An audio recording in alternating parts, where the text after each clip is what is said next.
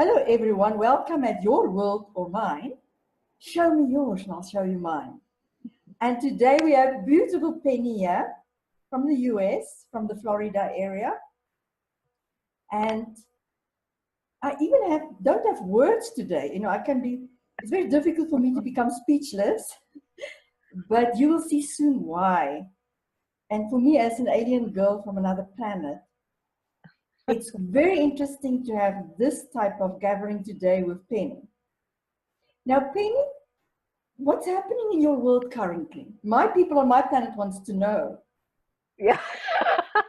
Well, I have to say that I think that June and July of 2018 has been a very intensified, contracted, it's like digging deep down into the subconscious to release a lot of old patterns and snags. It's been a dense kind of period and I see the purposefulness of it, but it hasn't been easy. And I had an automobile accident, a really close friend died. I mean, just things like bam, bam, bam, bam, bam, right on top of each other.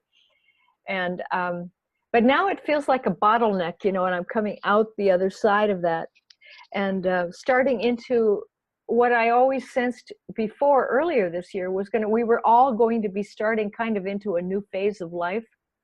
And we were excited about it, but we couldn't see it, And so now that feeling of entering it is really right there. And I have this sense that opportunities are going to just be kind of dropping into place, like you don't have to go out and effort and make it happen anymore. It's just going to come to you. And you don't have to know everything in advance. That these things will let you know step by step as you go along, what's next. And so I feel very, very happy actually, and positive. But boy, it's been an intense 2 months. I don't know if your people have been feeling that, but a lot of my people have been feeling that. Now we have as well. And the way I experience it myself is, and you were speaking about the old patterns, and I'm really grateful that you shared that, because it feels like things happen boom, boom, boom, like you explained, to bring emotions up. Yeah. That old patterns can be released, whatever they are. And that can be quite intense. And it all depends on, for me, and your physical experience as well, your body, how in tune you are with your body, the type of intensity you will feel. Because your body will also respond to that as well. If your body-mind connection as well, but well in line and well developed, and you're attuned to that. So, but I really appreciate you used the word trust as well. Yeah, very much about trust. And also as these things are happening, I'm, like you said, your body has a certain reaction, and then that bodily reaction hooks up to old left brain ideas and belief systems that we used to hold about how life works and who we are. But then at the same time, there's this other kind of connection to the soul about why did my car get destroyed? I'm fine, but my car was destroyed. And I had to suddenly let go of my wonderful car that I'd had for a long time, and I loved it. And now I have to get a new car. Well, it's the vehicle that's going to carry me into the next phase of my life. And I almost immediately start getting these connections about why my own soul energy and spiritual energy is causing me to have these events right at this moment. They're like ceremonies, rituals, to help me shift over. And sometimes they have to be shocking. Yeah. And then you kind of get the humor of the whole thing. The funny part about it was when I had the automobile accident, some guy hit me. It wasn't my fault. And suddenly there was a man who had been in the car next to me who put on his brakes and missed the guy coming in from the side. But suddenly, after I got hit, I opened my car door, and this handsome man was standing there in a a T-shirt that said Allstate Insurance, which is one of the big insurance companies in the U.S. And I'm like, I looked at him and I like, what? Are we in a, I said to him, are we in a TV commercial? And he started laughing. And then it turned out that his last name was Penney. And I say, what? You know, like, but my first name, what? You know, and then he's calling the police for me and doing all this stuff for me. And then the police arrive and they're all on first name basis with this man. Oh, hi, Joe, you know, hey, Mike, you know, how are you doing? And I'm just standing there like, what is happening to me? And then it turns out then all these 4 people who were witnesses to the accident all show up from nowhere and say, oh yeah, that was not your fault. And then they said, but you know who he is? I said, no. And he goes, oh, he's the mayor of the town that we're in. Wow. And I'm like, oh, this could not be any funnier that I was being sort of protected by spirit, you know?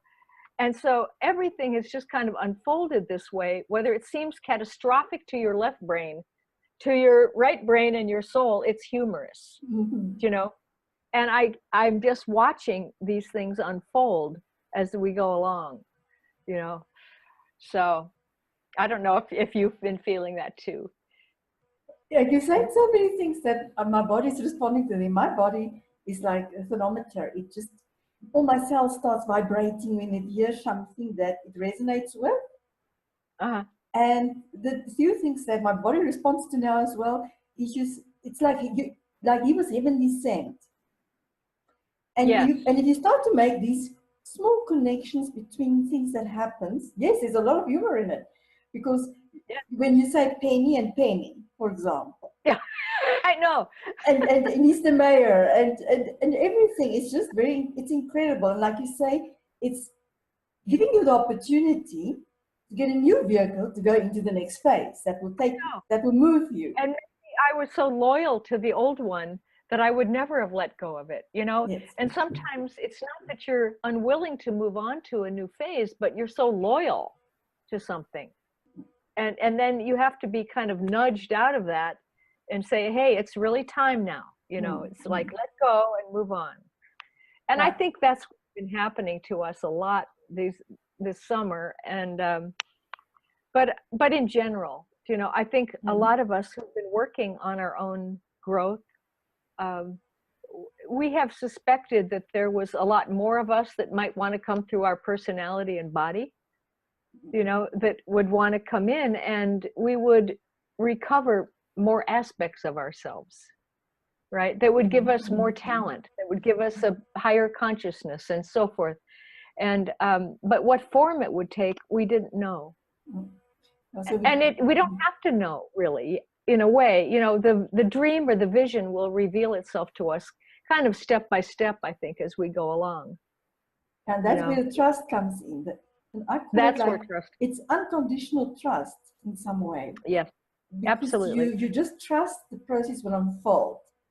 Yeah. And it's a completely mind change of where we come from with this thing of achieving things and goal orientated. With willpower. With willpower. You must make things happen. Which is a very different energy from letting things come to you and allow it to unfold. Well, also that understanding that we are our soul. We don't have a soul. It's not like out there like a balloon on the end of a string. We're it, you know, it's right here now. We're it, you know, and we do know what we're doing. Now, the mind may not be aware of that yet, but we know, and the soul will get through and create situations exactly when it's time for that to happen. And we can totally trust that. And we do know what we're doing. You know, I think there's a kind of radical trust we need to understand that, one, we are the soul, we know what we're doing, and that the soul is connected to all other souls. And so there's this collective consciousness that knows what it's doing. And we all help each other. We're in one big group. So if one part doesn't achieve its highest potential, that hurts all the other parts. So that everyone wants us to win. And we want everybody else to win, you know? Because why would we want someone to suffer and not be themselves? Because then we wouldn't get what we needed from them.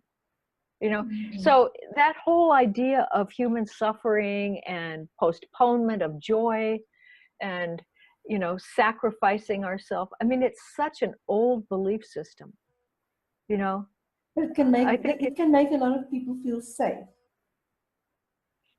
to hold on to that type of old belief system. Yeah, and safe in a very weird way. And also some kind of weird purpose as well, which at the time when it was needed, that was all good.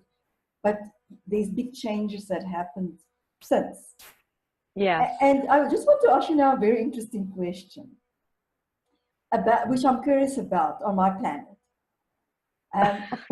We know about this whole information age in the late 20th century, moving into the 21st century. And when you were speaking about the left brain, I was really curious to ask you, this resistance to have this radical trust in things unfolding and coming towards us, is it linked to that age, if I can call it that, of the information age, which was very left brain orientated? So the mind wants to hang on what it knows. It doesn't want to, when I say mind, it's what we would say the lower mind, the more physically, the more earthly mind. Whereas the higher mind is something completely different. But in terms of this information age now moving into a new age, I heard a little birdie that you speak about the intuitive age that we are in now on your planet, and on mine. So if you have to describe that to somebody, what is that link between that intuitive age and this unfolding and radical trust? Right. Whoa, it's a big subject. First of all, let's talk a little bit about the information age and what I call old perception. And that is linear perception. You know, the way we're used to thinking, it's past, present, future, beginning, middle, end. You know, it's always a kind of linear process that we go through. Like we have an idea, a goal that's in the future, that we have to cross this empty gap of space to get there, and use willpower and cleverness in order to get there. And it tires us out. You know, there's always like points on a line and then empty space in between the 2 points. And that causes separation. That causes us to perceive separation from each other. It causes us to perceive that there's an inside, here's me in my inner world, and then out there is another world that's dangerous, you know, or can work against me, oppositional, you know. That's linear. That perception is now becoming too slow because everything on the earth is accelerating, you know. So we're moving into a kind of consciousness where everything starts to become in the present moment. It's like the past and the future are all absorbed into the present moment. And the present moment becomes huge and vast. And so if you're sitting inside yourself, in the center of yourself, and you realize there's a big bubble all around you, and that is your present moment, but it's also your conscious mind, you know, it's your present reality. But inside that ball is your everything you've ever done, and in all of your past lives, you know, all your future lives, everything that's possible to do, everything everybody else has done, you know, you have access to all the knowledge. It's all inside your ball. And what regulates that is what you place attention on. It's not intention, like thinking about the future, because there's no more future. It's all present moment in the ball.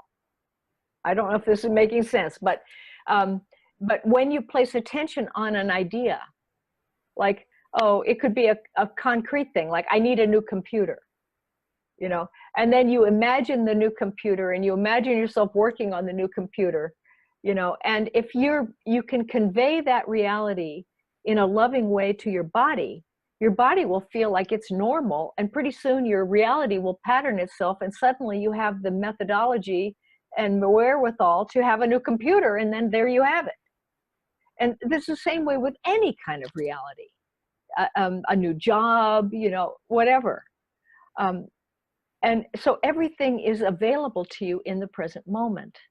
Now, this changes the way we feel about life, because no more is there some external thing that's dangerous to us that could attack us, you know, prevent us from doing something, or we give our power away to this negative force, because everything's part of me. I already know about it. Everything's kind of friendly inside my bubble because everything knows about everything else. Now, I don't know if this makes sense, but at that point, then, when you start to materialize new realities, it becomes quite easy because everything's working together, and all the other souls are inside your ball along with you, you know, and so we all know about each other. Okay, now that's the difference. In linear, everything's separate. The new reality, everything's unified and cooperative, co-creative, mutually supportive, and co-evolutionary. So we're all helping each other evolve. And so when we shift into, I've just been calling it the intuition age. Other people have other names for it, but I think it is very much about intuition and direct knowing. That when you move into the right brain and expand your whole knowledge to be whole brain perception, right? You start to see the spiritual realm and the physical realm as being part of each other, right? There's no separation anymore. You don't have a physical world and then the other side where dead people live, you know. You know, it's like, it's all one big world, and all your dead relatives and friends are still there, but at a different frequency. This is where frequencies come in, because we have one big ball, but a million frequencies inside that reality. So if you can modulate yourself and shift into different frequencies, you can zoom right into different realities and make them happen. And then if you take your attention out of them, they dissolve and you go into another one. And this makes what, you know, it makes reality really fun. I just want to say that. You know? It makes complete sense. And I'm curious because it really boggles my mind that if you come from a world where that's the separation, which causes so much dissonance and inner conflict and pain and all sorts of yucky stuff. Right. And in the way you now explained and shared about the other reality that's possible. Reality. The fun of that you can create whatever you want. And like you say, if you stop putting your attention to something, it dissolves and it disappears from your bubble. But the other thing that's for me very important to realize, and I don't know if everybody else is realizing it too in this moment, is that in that world of separation, where you think life is against you, for example, or this is a very unsafe, very insecure place, and it's uncertain, and what's going to happen in the future in that linear world, there you continuously need to look for partners and teammates and the likes, because you feel alone. But as you now beautifully explained it, when you're in this beautiful bubble of yours, you're not alone. You're never alone. And the whole universe, the whole entire cosmos is your partners and playmates and teammates. Playmates, absolutely. Family, kinship, you know, it's a feeling. And a belonging, and it's very real. It's not a fuzzy thing. Yes, that's it. The belonging is a key thing. And it makes you relax in such a deep way that you don't feel like you have to get love from the outside world anymore. Because, wow, I've got so much love. That's all I am anyway. So I don't need any more. I just need to share it and play with it and play in it, you know, because nobody needs to love me, because everybody's already loving and appreciating at that higher level. And then, you know, okay, you get that. But then you have what I call the bridge time that we're in right now. And where some of us are getting really clear and understanding these principles. Other people are starting to, they're on their path and they're seeking, and that's good. And then other people are doubting, and just maybe starting to get interested in this. And other people are resisting it. Other people are very conservative and trying to stick to the belief systems that they've had in the past, and they don't want change. And change is threatening and scary. And so they're actually fighting the new consciousness and holding their energy tight in a grip. So there's this whole spectrum of consciousness going on right now that's, you know, it's kind of crazy. There's a lot of fear coming up out of the subconscious mind now because it's too slow to stay hidden anymore. It has to pop up to the surface and become conscious. And so we're seeing a lot of fear surfacing and a lot of, you know, I look at our politics in the US and with our president, you know, and it's such a strong example of that narcissistic behavior that comes out of fear of loss of identity.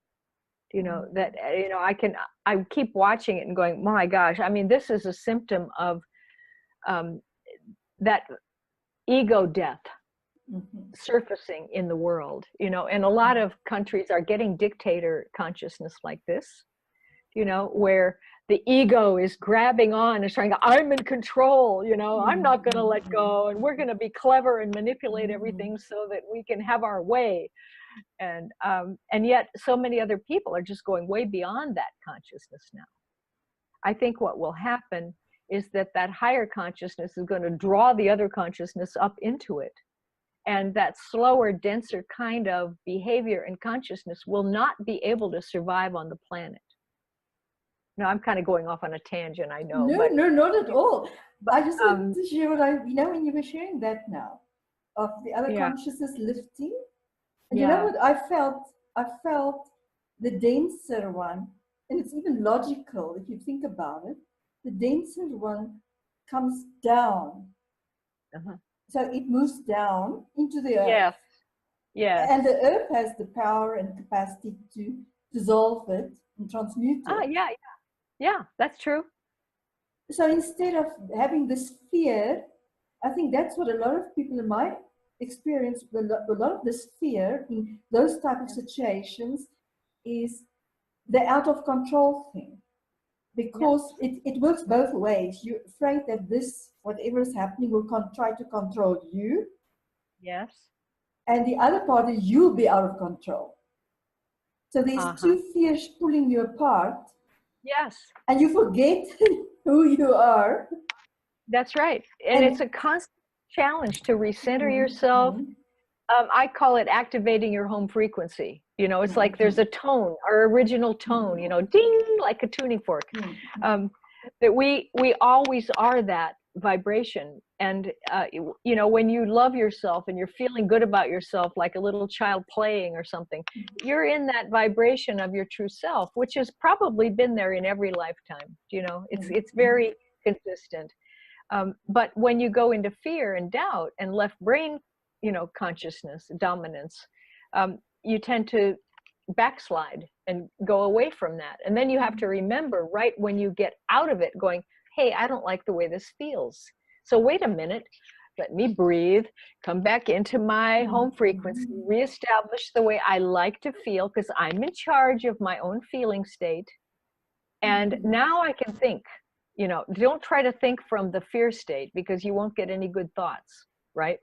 Get recentered again, and now think about a situation and a problem and see what's real, you know.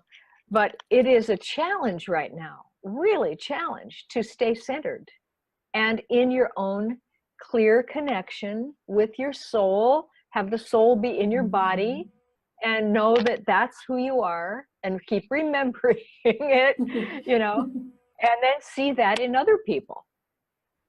Yeah, I always share this, especially with the ones who came more recently. Like, rub your hands together like this and feel the heat. And put it on your heart and breathe into your heart. Yeah. It brings you immediately back to yourself. Because when these type of things happen in the external world, it's very easy to go away from yourself Oh yeah. and out of Project. yourself. We always project it. Project Yeah. outwards. And that kind of brings you here, closer to you. And like you say, the breathing. Just breathe. Because Yes. when I would say to people on my planet about coming to your home frequency, the first thing they will ask me, what is that? What is your home frequency? And I think people try to intellectualize it.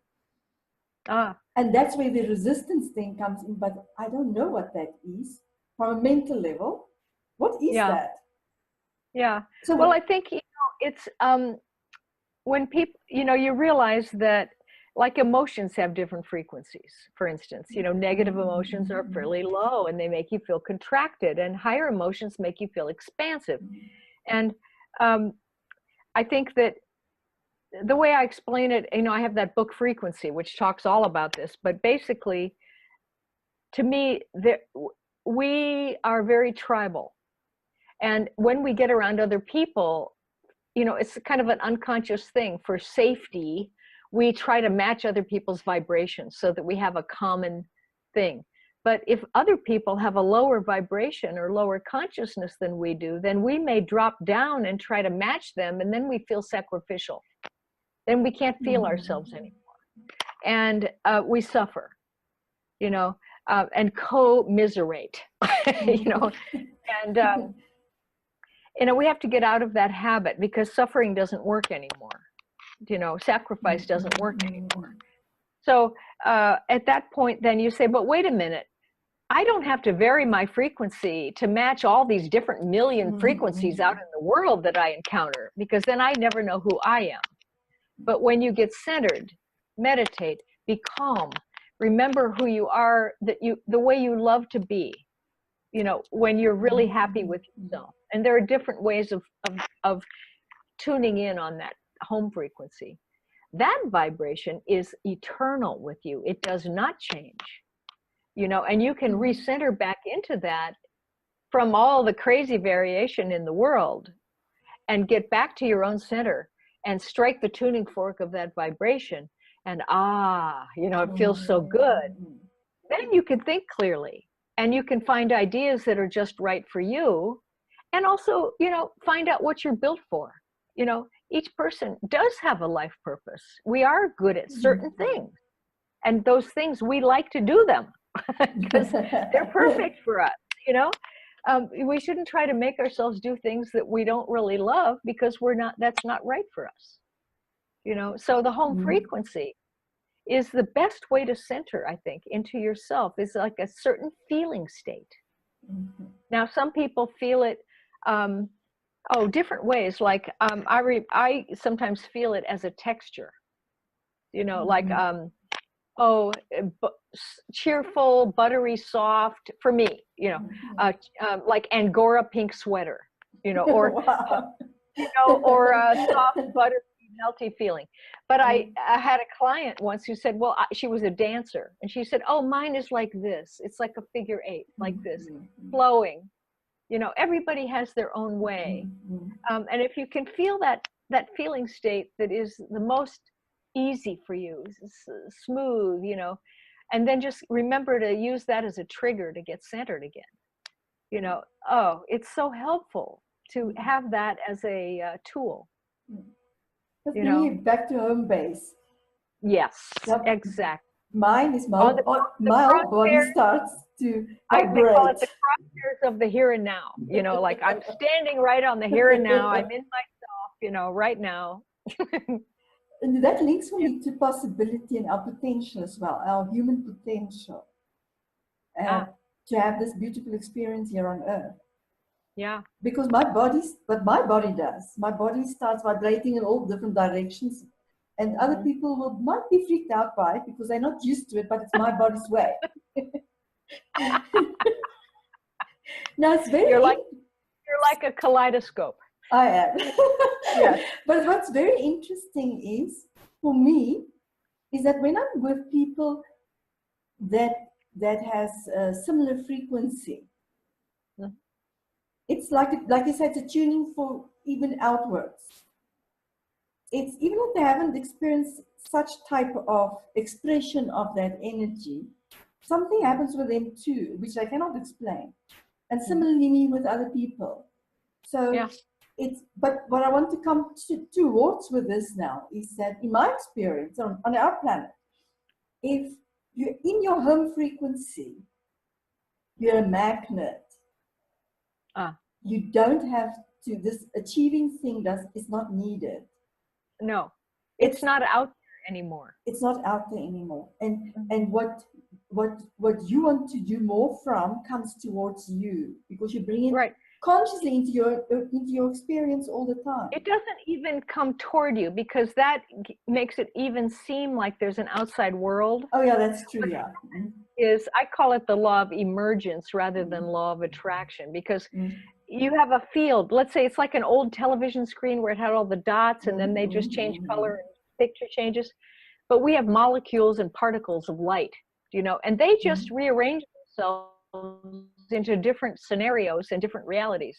So really what happens is, as you tune yourself to your own truest frequency, and you saturate your body and your field with that vibration, and it's one thing through the whole, then, and you just live in that, what starts to happen is what I call the convening, which is where basically other people who are on the same wavelength as you will just start showing up in your reality, and you show up in theirs. It's like a mutual co-creation thing. Magical. There's no attraction required. It's just like suddenly somebody calls you on the phone and, oh yeah, you like that and I like that. Oh, and you have this puzzle piece and I have this puzzle piece. And it's like projects are starting to come together.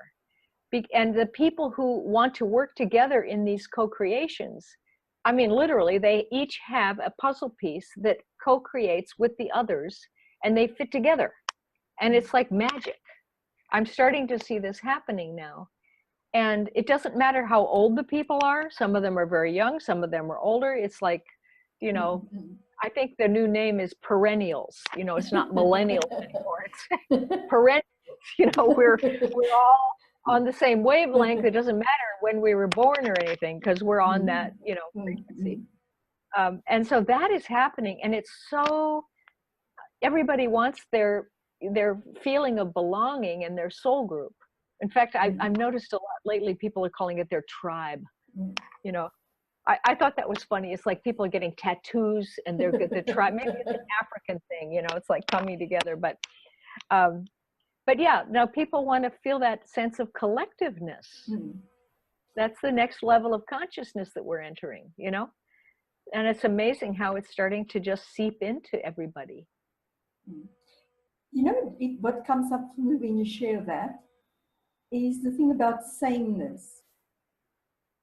And if we look from our perspective, from my planet, if we look at what's happening in this beautiful blue planet, like we say the blue now, is that a lot of the dissonance that's currently experienced and before is this thing that everybody, that one is the sameness. That when you speak about this beautiful bubble, we all have to agree on everything because there's the sameness thing. But if I'm not the same as you, you know, there's something wrong here, and I need to convince you of my same, of what I am about. Whereas with oneness, from where we look at, from our perspective, is this bubble you were speaking about. But you were saying it beautifully. You were sharing about the frequencies within that bubble. They're different. They're different frequencies. They're not the same. Different expressions of energy. Exactly. And in our perspective, a lot of the dissonance that's happening, you were speaking about politics in the US, for example, and in many other places in the world. Isn't it the sameness thing that causes all this, like, you know, we want people to be the same. The expression must be the same as ours. But that's a separation world. That goes back to that type of reality that you explained about the linear, the more left brain type thinking. That's right. The separation. Because you know, if you don't feel that separation, the word sameness wouldn't even be part of your vocabulary. Right. sameness is not the same as oneness, and that is a really great distinction. And you know, if I go out into higher realms and I think about why are we all here, it's because the souls that chose to incarnate into three-dimensional reality, that's part of their uniqueness, that they have that in common, that we all decided to come here and play in this kind of reality and see what it's like, you know. And but you know, our unity and our oneness is about understanding how the universal laws function in the spiritual realm, how absolutely harmonious it is there and joyful it is there. And then when we drop into three-dimensional reality, we crystallize into these million, you know, fragments and crystals, and yet in the core we're still in that oneness, you know. And we get to have this odd dichotomy or ambiguity or whatever the right word is, that we're one and different. We're you know, unity and diversity at the same time, which is so fun, you know. But then, you know, we get to say, like, we are the same as souls, but you know, I get to do be a writer and you're a jeweler, or you're you know, build houses. I wish I could build houses, but I don't have enough time this lifetime to do it, you know. But we all share the skill sets of humanness, you know. And it's like, I'm so happy that other people know how to do things that I don't know how to do, you know. Like, thank you, you know, for being this way. And you know, and even when you don't like our president, you know, like, I really hard to understand, you know. I know he's bringing a lot of the negative stuff up to the surface, but to understand how potentially close to destruction he's taking us, and you know, like, you know, when are people going to speak up, and all that, you know, you start to look at how much faith do I really have in our universality, and that we will clear this. It's like subconscious old belief systems coming suddenly to the surface, catalyzed by this man and by other dictator leaders around the world as well, you know. And that this is coming into visibility, and it used to not be visible. Now it is, you know. And so you can see this as an evolutionary step. At the same time, it's so easy to dislike it and to take a stance against it, where you don't want to love it, but you want to understand it at a higher level. I hope. I think that's what I'm trying to say. Because I'm looking for the right word now. There's certain parts of the world that has been sensitized against such things. And I think Africa is one of the good examples, where the inhabitants, the most beautiful human beings, have been sensitized to things like dictatorship because they're so used to it. So it's no longer a fear. Yeah. Because the interesting part is, if you look back in history then from that point of view, the sun is still going to come up tomorrow. Right. Right. And I think that is what then gives, I don't necessarily want to use the word hope, but it is hope, that to know the universe knows what it's doing.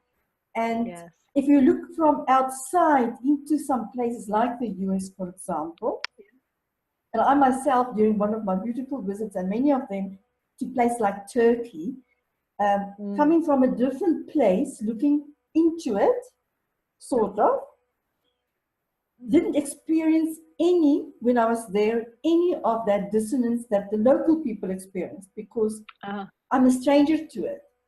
Yeah. So the fears that they experienced, and the rest of the world for that matter, in terms of them, didn't affect me at all. I was actually blossoming there. Now, if I look at the US, which I've been to visit a few times as well, many times actually, it's the same thing. Looking out from where I stand towards what's happening there, it's also the deeper understanding of the higher purpose of what's happening, is that a brave man must be doing something like that. It's not just any coward who would do something like that. It takes courage to play such a role. It's not just any soul who came in to do that. So, and like you say, that the purpose of it is to shake things up. Yes. Yes.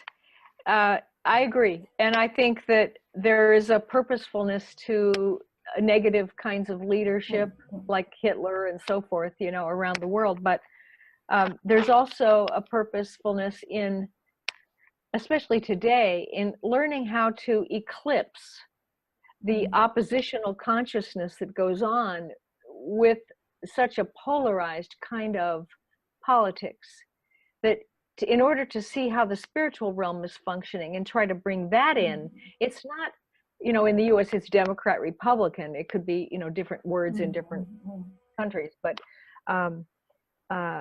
you know, liberal, conservative, and or fear-based and love-based, or openness, or I don't know, you know, the polarities are really reflective of each other. You get beyond it and you start to see how those polarities fit together, and you see the higher reality. And I think that's what we're trying to do now, is to not get caught in the oppositional thinking of, you know, this is good or bad, but wait a minute, what's actually true? You know, and of course, oh, here we're having a fake news and, you know, like all this stuff, where it's like, well, but wait a minute, what is true? Because if everybody says everything's fake news, it implies the opposite. Well, but what is true news? You know, do we know? You know, it's like, you know, I'm just kind of off on a tangent on this, but I think it's all about consciousness and us shifting, you know, out of the old thinking. Linear is polarized thinking. It's either or thinking. It's me and the other thing over here, and you know, but the ball is everything's part of me. So even, you know, our president is there, that position is a part of me. Now, maybe it was an old part of me that I've lived through, and I've done that maybe before, or some small part of me still does that in its pettiness, you know, that ego, needing to protect myself against uncontrollable situations. You know, there's always something in you that is a different version or a smaller version of the thing that you don't like out in the world. You know, yeah, it's all about our self-growth, you know. But I also want to just attach to that, what you just said, to hang on to that as well, is that, don't you think that it could be a possibility that all this is also happening for people now to come out more, to take a stand more? Because before, if everything goes hunky-dory, we don't have to. We don't have to take a stand. So we don't have. Yeah, when we don't use our position of our power of position. Yeah. To say, but this is what I'm about. I don't resonate with that, and I don't want that to be part of my reality. But before, it's like the sleep thing. We can just all be dreamed. We don't dream ourselves. Right. So this gives the world, and it gives the whole world, because this is not playing, it's not an isolated incident. It affects everyone, and everybody is talking about it. And especially on social media now, things are just flying all the time. And it's not to get entangled in it, perhaps.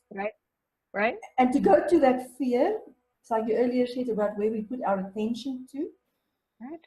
It's like, and also it's how deeply do we place our attention? You know, like I constantly try to put things on my Facebook page that talk about what is narcissism and how is that related to left brain dominant ego based thinking, because too much left brain to me is ego.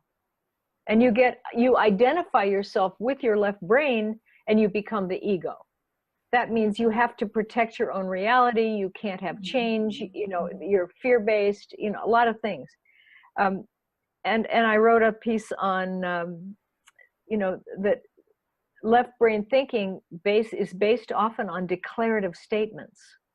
And you watch our president, he just makes constantly declarative statements, whether they're true, false, he goes from one side to the other, but it's always, this is the way it is. You know, and people who are in their left brain based on belief systems who don't ever look to the right brain and intuition, they just follow declarative statements blindly, and they think it's real. But when you're more right-brained, open, and more intuitive, you feel through the surface of those declarative statements, and you say, well, is this really right? Or what's underneath this? Or what's really going on here? You know, and you look further, you know, and you don't get duped or, you know, charmed by these kind of things. You know, and that's what has to happen here. We've got to wake up. But you know what's happening in my body as you speak about it now? In my core, I feel a very intense energy moving as you were speaking about. And that tells me, from my own personal experience, that the undercurrents that's happening in the world currently, it's almost like a volcano type effect. Yeah. It's like too much has been kept under cover. Yes, suppressed. Yeah. Suppressed, yes. So now something must make let go, you know, that it can burst open. Yes. But behind that is an incredible power. Oh my gosh, yes. An incredible power. Yeah. And I just get a shivers now as I'm saying this, because when you were speaking about this bridging time, this transition time, to come from one era in such a defined and intense way to where we're going towards now, you need that type of power to also hold, but also it's also an outwards power, but it's also a holding power. I don't know how else to explain, but I feel it between my hands now even. That it's an incredible power that's waiting there to really emerge. Yes, it has actually the power of truth.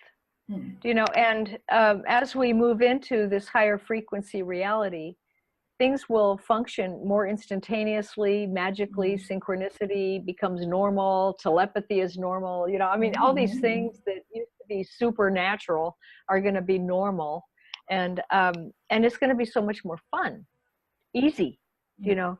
But to make the shift out of an inculcated belief system where you think things always have to be logical and sequential and make sense, and you know, all of this, and lock down proof about everything, that's not the new reality. There's a million different realities in the new reality, and none of them is totally the it reality. You know, they all exist and complement each other, and you can't make judgments about them. You know, they all fit together and co-create and influence mutually each other so that we all evolve together. And then you start to get this, that we're helping each other. Our president is actually helping us wake up, even though he's destroying himself, you know, like wow, you know, crazy, you know. Yeah, but just look at it. If you just look at it, you explained how beautifully as well that he's giving you a gift. He's giving the whole world a gift. And so, but look at what happens to one. I'm just taking myself now as an example. So when you were speaking earlier about him, I was just noticing what happens in my body. And but now when you said the words, he's giving you a gift, and he's giving the whole world, for that matter, a gift to bring out all this old stuff and to shake out this left brain type behavior, which otherwise most probably humans would have never done in the other circumstances. Is that in my body suddenly, in my eyes specifically, it was like, whoa, that's awesome. So it shows me that we'll be able to see more. Yes. Yes. Which I know is something that you've also written about being seen. Well, yeah, my last book is transparency, right? And so I'm really getting the idea that if you're to really trust yourself and you're honest about yourself and you let yourself be seen, I call it, you know, being exposed. Just you know, everybody's had mistakes in their lifetimes, you know, like, what do we have to hide, really? You know, might as well show it. And then when other people can see you and you're not hiding, then they don't have to worry about, you know, when people are hiding and trying to be a certain way, then you always sense what's behind the surface and you think, wait a minute, are they a safe person to be around, or how am I supposed to be acting? And people get worried. They get upset and nervous around people who are hiding. And then they get angry at them because they're keeping secrets, you know. But if you're just there and you're open and honest and authentic, oh, other people relax around you. You know, it's like, oh, okay, so you're not judging me. Oh, so I could be myself. You know, I can be all of myself. You know, I don't have to like only be parts of myself that you think are good. I can be everything and you'll accept me. Well, okay, then they start to be more exposed. Now, then it's kind of contagious because, you know, you let yourself be seen, other people see you, they then feel like they can be seen, they let people see them, and now you can start seeing through not only people, but situations, right? Problem solving. You go, oh, this is not really the way it's supposed to be working, and these people are hiding these variables, and oh, we could be doing it this way, you know, and you see, you just don't get caught up in the lies anymore and the need for secrets and masks and hiding. And then the soul starts to come through with its truth and ease and magic, and it just becomes very joyful to be alive, right? And, you know, before it's just a pain to be alive. But now it's really becoming fun. And it's hard. It's hard work to keep up the masks. Oh, I know. I know. It's a lot of hard work. So why would you want to do that?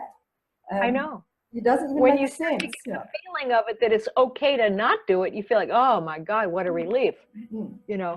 And then it works, you know, and people it works better, you know. And then oh, all right, so I can do what I love, you know. I don't have to sacrifice. Wow, you know, and then if everybody did that around you, how easy it would be to be around people, you know, and they wouldn't hold back on their feelings or expressing themselves or, you know, it's just going to magnify, you know, knowing about each other. We can know about each other. We don't have to protect, you know, all that stuff that we do. Like, I hate it when people say, how are you doing? Oh, I'm fine. What's going on? It's complicated. You know, it's like, oh God, you know, like. And it's also that type of, I call it public knowledge and public way of speaking. You know, it's public conversations. There's no real meaning behind it. It's like you say, I'm fine. What does that mean? Right. Yeah. It's like all general, like made to keep you out there, you know, what's going on? Nothing. It's like, God. Why do we do this? Why do we even bother? You know, like, come on. But that's condition. But isn't that conditioning? Oh yeah, of course. It's to keep secrets and to hide. And in a lot of once you realize that those secrets is not actually really a secret, it's a big relief as well, because why that's must the funny thing. Why must it be a secret? Anyway, you know, it's like there's no, you know, it's like the cosmic joke. Like we all actually know about each other anyway, you know. So, but I think we trick. You know, I've been charmed by people and taken in by liars and, you know, really charming people. But then I realized later I tricked myself.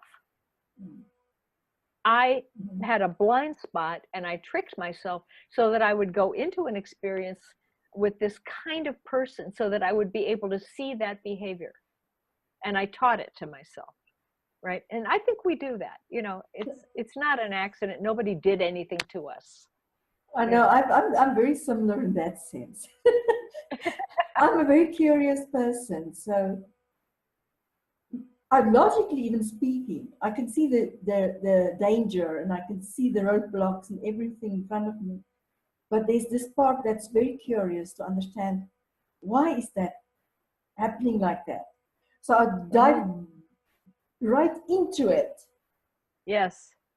And Yes. to really, you talked about narcissism. Because logically, it wouldn't even make sense to approach a narcissist, logically speaking. But I have this thing I want to understand what's going on behind there. I know. It's like a research project. I've done it many, many, many times with all kinds of strange people, just to see, just to feel and understand. And how did I have a matching thing in me that allowed me to do that? And is it just me, the soul, that's really interested in understanding all kinds of people? Or, who knows? But yeah, I don't think we can really blame anyone for anything. Because if they do it in our reality, we have it in us, right? It's always the same between someone that we think is in our outside world and something that's in our inside world, because the two worlds are actually combined. Yeah, They're not. There's no line. Yeah. So what do you then do with somebody like your president in terms of that? Because he's part of your reality. So what do you then do? Because you don't necessarily have a personal relationship with him, but he's still part of your reality. No, I think, and even, we'll have certain personal friends that are similar to that or parallel to that, where they're so stuck in a particular belief system and behavior pattern and personality pattern that they're just not going to really logically get out of it. I've dealt with a lot of narcissists, and they don't actually understand what love is. They really think love means agreement. So if you agree with the way they think the world is, you get this semblance of love, but it's not really, because as soon as you have your own thought, they reject you. So to get them to change is a very difficult thing. And I think at some point we all have to say, look, that's not my job. And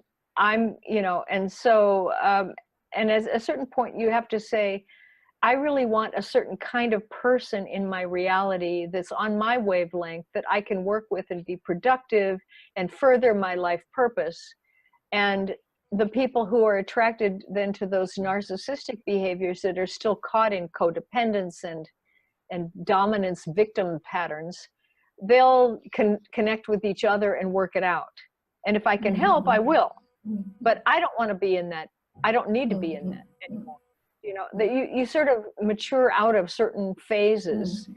And, so, I think in terms of having a leader that's stuck in a pattern like that, and that is actually starting to destroy good things like the environment and relationships with international relationships, and put people in danger, that's the point where people have to stand up and say, this is not okay.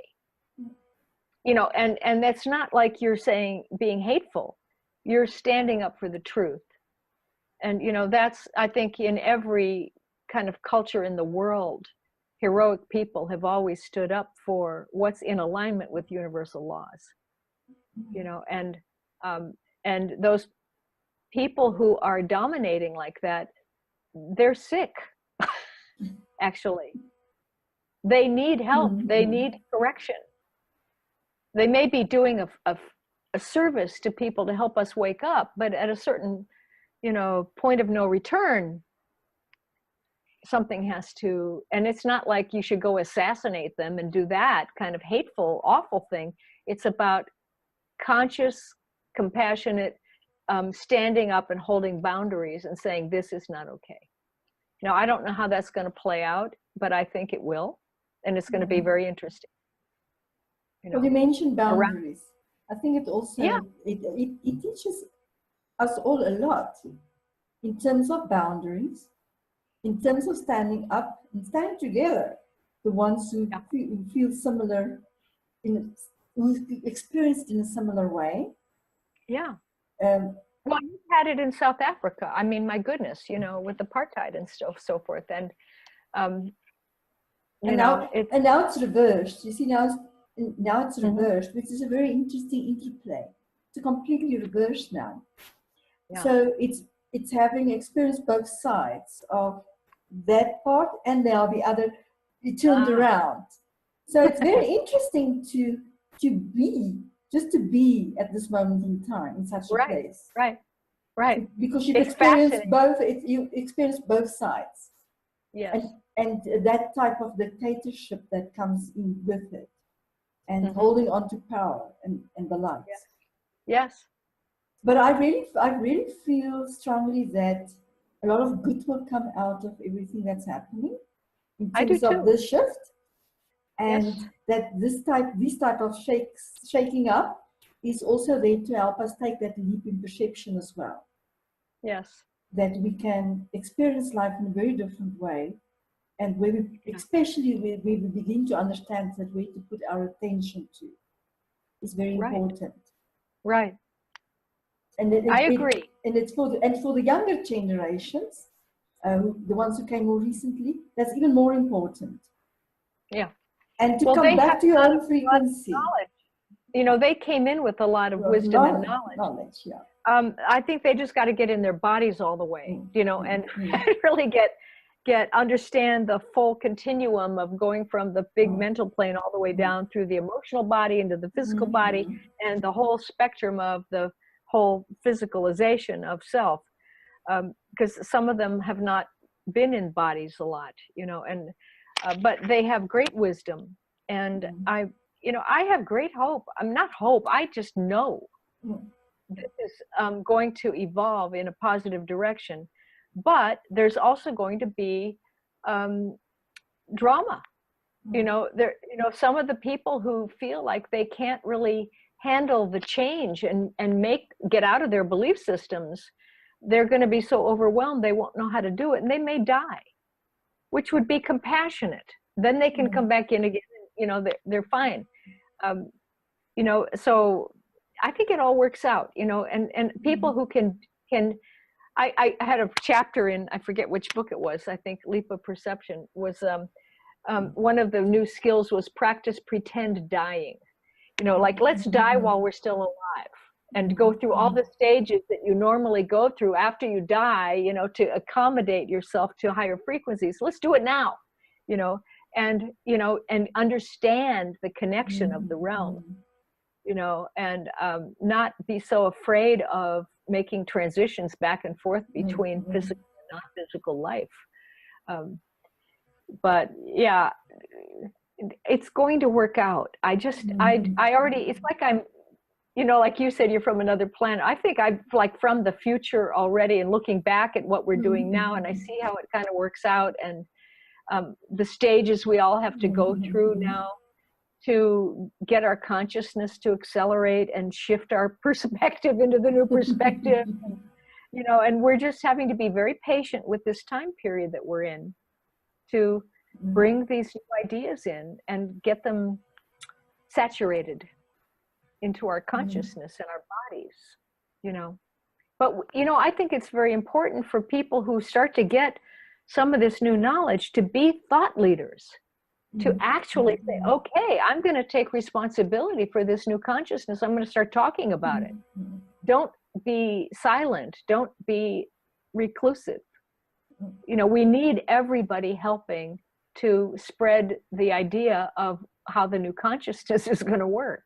You know? And you're doing a fabulous job. So I would like to invite everyone who's really engaging with us in this to afterwards to actually engage in this twice.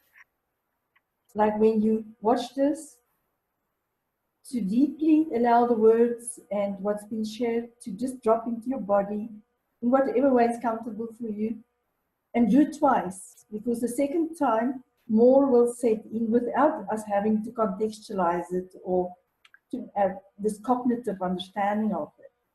And then I'd really like to invite you to really go and look at Penny's amazing books. I can tell you from experience, it's just incredible.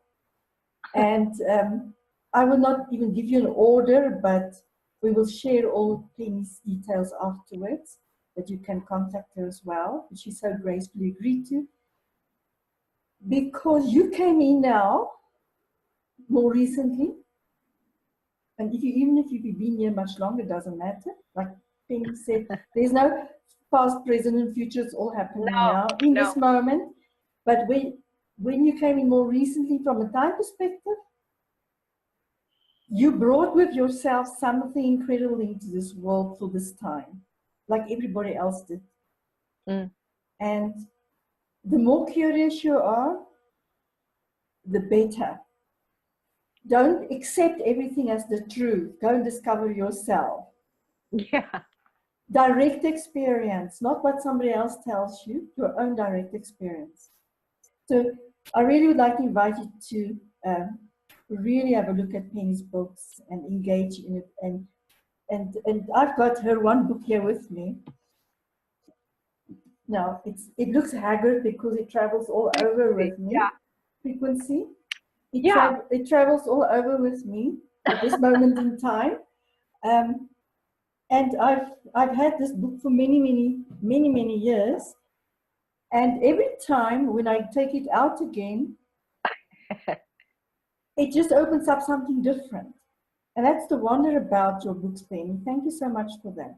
Yeah, I feel like I write them with a group of writers from the sky or something, you know, like I forget what I've written and then I reread it and the same thing happens to me, you know. Yeah. But here's the newest one. I don't know if Transparency. And also, I also want to mention the one, Leap of Perception, as well. Yes, that one is actually a very important book because it talks about how we're changing out of the old to the new perception. So that's important. Just to put your hands on all of them and feel, even if you get it online, it's wonderful to have the sensory feeling of the pages as well. And they are in audiobooks also, if people like listening more than reading. Yeah. So whatever is the media that you prefer, whether it's audio, whether it's holding a book in your hands, or whether it's an ebook, get hold of them. I can tell you it's gold. So Penny, thank you for joining us today here at Your World and Mine. And I want to ask you, do you have a message for us? My people on my planet and also your people on your planet and our planet? Oh gosh. Well, like I said, I have a very positive view of how things are going to unfold, not without, you know, crisis and drama, but still, as this all happens, it's just so important to stay in your home frequency. Just build that habit of recentering, staying in the way you like to feel, remembering I'm the soul, I'm here right now, and I was told to be a clear space in the field of Florida, where I'm living right now. You know, just be a clear space in the field. You don't have to promote yourself. You don't have to do all this stuff, but be a place where suddenly people are attracted to it because it's calm, it's clear, you know, and they can find rest and they can find new ideas, and you can be that way, you know. And we can all do that. We'll clear the field, you know, by doing that, I think, bit by bit. And then join in with other people who you feel are on your wavelength. You know, I'd say, you know, in some way, don't put up with the people who are way low frequency than you. It's a waste of your time right now. You know, get the ones who are on your frequency. Well, thank you, Penny. Thank you for that. Oh, thank you. Thank you so much. And I just want to tell everybody this thing about home frequency is one of your superpowers. The superpower. Yeah. It's the superpower. You have many superpowers, but that's the superpower. So explore it in your own way, whatever it means for you. There's many different ways to get to that step, to that place inside of you, in your whole beingness. So whenever you feel out of touch with what's happening, when there's disturbances in your physical environment around yourself, chaos, crisis, on social media when people are destructive and abusive, you don't have to do that. You have a choice. You have a choice where you put your attention to. Yes. So thank you very much, Penny, and everybody for joining us today in this way. And I really, remember, I'm going to say this twice, check out all her books. and connect with her. We all Yeah, need and you to, can, my website is just my name, so you can, there's lots of free stuff on there too, and you can yeah. go and see, get Oh, stuff. awesome. Awesome. Yeah. Thank you so much, everybody. And thank you, Oh, Penny. Goodbye. pleasure.